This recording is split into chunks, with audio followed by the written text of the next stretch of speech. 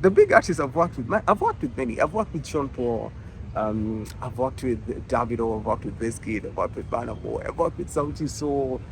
Uh, I've worked with T.Y. Savage. I've worked with Chameleon. I've worked with Baby Cool. I've worked with Bobby White. I've worked with Joshua Baraka. I've worked with Elijah Chitaka.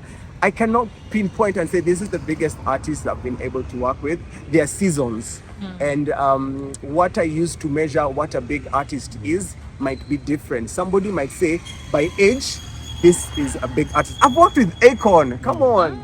Yes, I've worked with Kerry Hilson. So sometimes it's the age, and sometimes it's the years somebody has spent in the music business. Sometimes it's the hits that the artist has, and sometimes it's the season. There are those viral seasons where this is the artist that everybody is talking about. Sammy, tell us, what does it take for you to bring an artist? You've worked, I saw you bringing Davido here, and the hustle that was there. So what does it mean for someone to work with such a big artist? What does it mean for you to bring such a big artist? What do you go through? Oh man, you go through heaven and earth, you go through hell.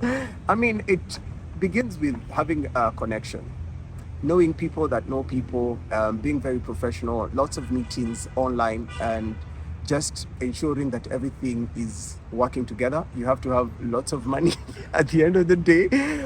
You have to engage lots of lawyers, because again, you are transferring money from here to the other side. There have to be contracts to be signed. The contracts have to be understood by both parties. And at the end of the day, the timing has to be right. You have to know, what time am I doing this concert? What time of the year is it?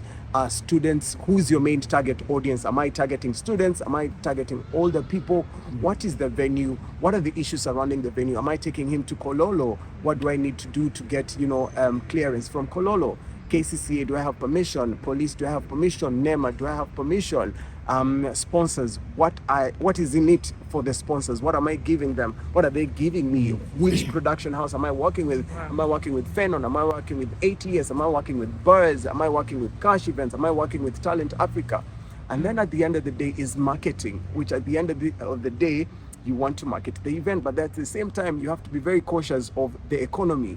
How much should I price this particular ticket? Because so many artists want to come. Chris Brown was dying to come to this part of the country before he went to South Africa. But at the end of the day, his price tag must be able to reflect on the ticket. Our economy is so bad that sometimes you want an artist to come here, but then you start asking yourself, if I tell people to pay $200, will they pay? That's about 750K. It's the same amount we paid for Burna Boy in Kenya for a VIP ticket.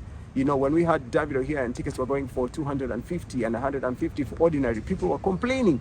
But as an event promoter, for you to break even, you need thousands of people to come for your show. But at the same time, you need them to have the financial power to actually be able to purchase the ticket. So it's a lot of things that need to be put together, a lot of teams, and understanding that this is your duty. You're the producer of the show, you're the director of the show, you're the creative director, you're the marketing lead, and just working together to see to it that you put up a show that will go down in history as one of the best.